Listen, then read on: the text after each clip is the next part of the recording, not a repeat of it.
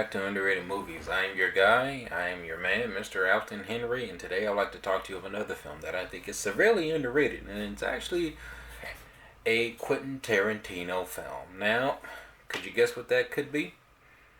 And it's not Jackie Brown, even though that's a little underrated too.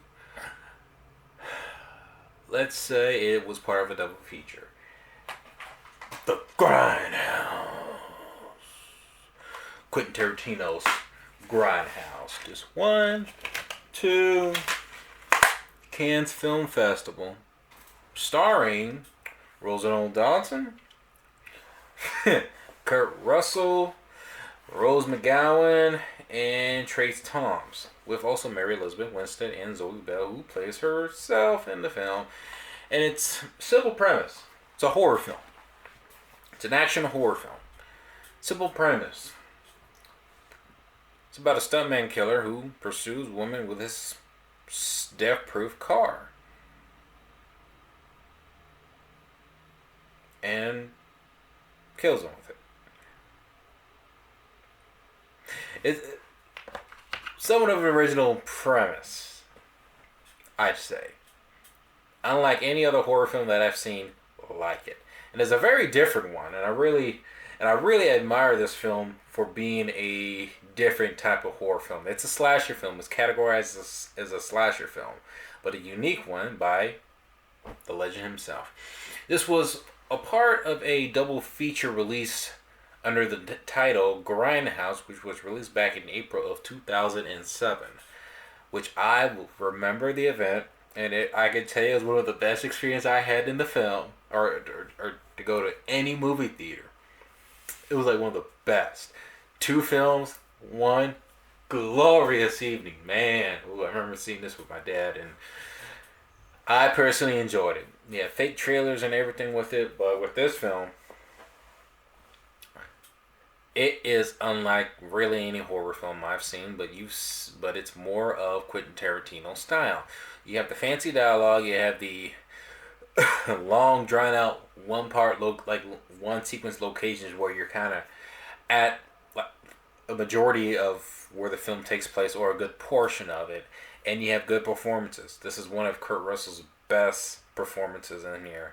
He plays the serial killer titled Stuntman Mike, and go with his car.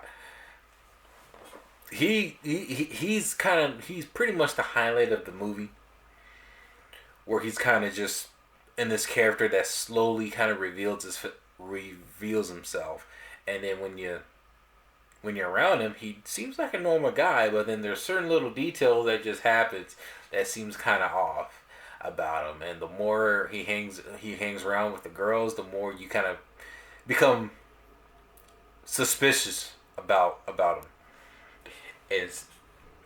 Kurt Russell delivers this very, very well, where he delivers this charming, likable, laid-back kind of guy, but also a cool mother effer, if you know what I'm talking about. But there's something about him that he does, or some gestures that seem a little bit off.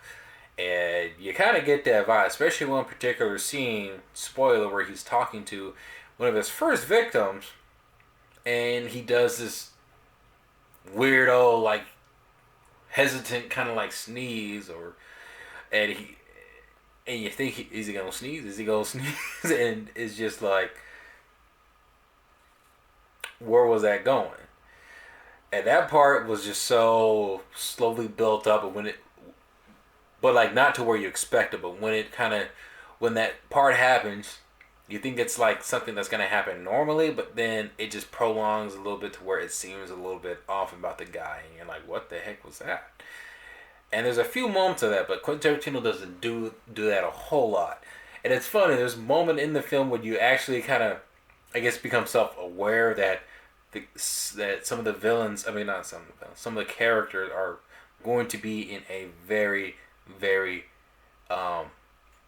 difficult position. And there's a moment where he actually breaks the fourth wall, smiling at you. It's like, yeah, I'm gonna do some crazy stuff, and it's actually kind of funny. There's actually some moments in there where it's like self-aware of it being a tribute. This is a tribute to like those Grindhouse 1970s kind of like films, and the film really delivers that uniqueness to the look, where it's edited to where it looks like those eras from that time, where the footage seems very old, where you have cigarette burns and missing reels, and there's a segment where actually it's actually added when I in the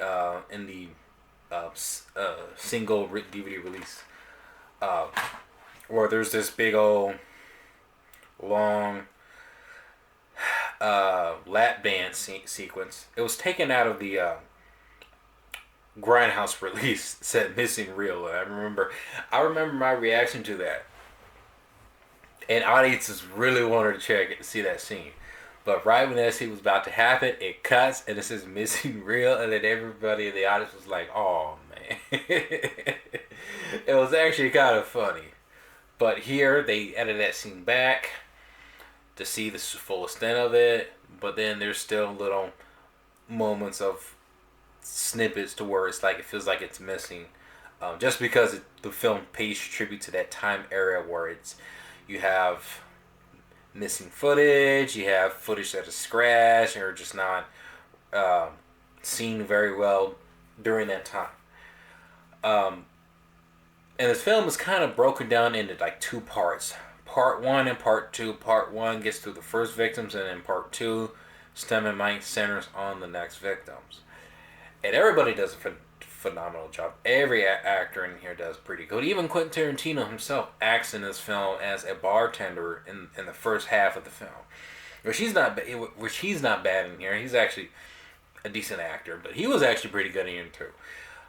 The best highlights of this film is not only Kurt Russell, is the amazing car chase sequences in here. It's one of the best car chase sequence I have ever seen, and one of the most intense to any film ever. And I know that's a bold statement of saying that, but I'm letting you know it was pretty freaking intense. I was gripped at the edge of my seat. I have never seen any car chase scene that pulled me into the sequence, and I was scared. I was terrified of what was happening. And I never got that in any car chase sequence since then. Ever. Ever. And this is actually a very crowd-pleasing film. And what I mean by that, I mean, there's justice to what the guy's going to get. The bad guy, Kurt Russell. He's going to get his justice due. And how they do it, it's so well deserved, that built up. It just seems so satisfying. This is a very satisfying. It's one of the best satisfying horror films I've ever seen.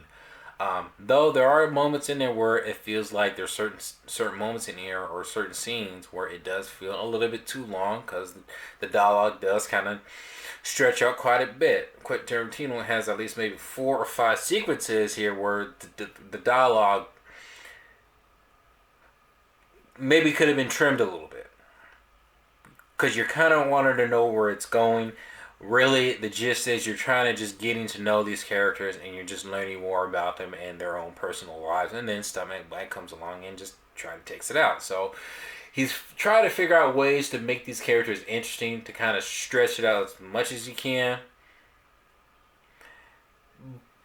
But there are kind of moments in there where maybe he could have trimmed out a little bit. But this is a very good horror film. It's actually, it's a horror film that subverts your expectations, and I love it. Like, this is one of the most underrated film, I think, in the last 20 years. The movie came out in 2007. This is a film that gets overlooked a lot in his filmography. And I don't know if I would say this is one of his worst films, but he even admitted himself, QT, that this might be one of his worst films, but this is actually one of his most underrated.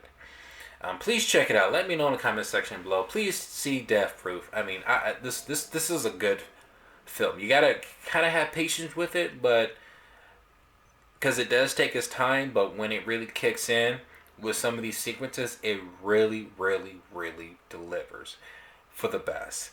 Please check this out. Let me know in the comment section below. Like, subscribe, and I will see you in my next video. And what is your favorite underrated movie?